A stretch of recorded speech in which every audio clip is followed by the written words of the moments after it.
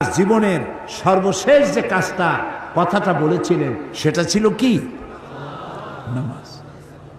ইন্তেকালের 5 দিন আগে প্রচন্ড জ্বর হলো, মাথায় যন্ত্রণা হলো, বারবার বেহুশ হয়ে পড়েন।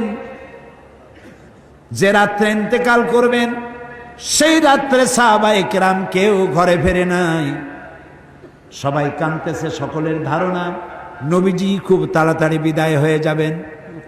ঘরের মধ্যে স্ত্রীরা কাঁদেন, জামাই কাঁদেন, নাতি নাতনি কাঁদেন। সব থেকে বেশি কাঁদছেন হযরতে মা ফাতিমা রাদিয়াল্লাহু তাআলা আনহা।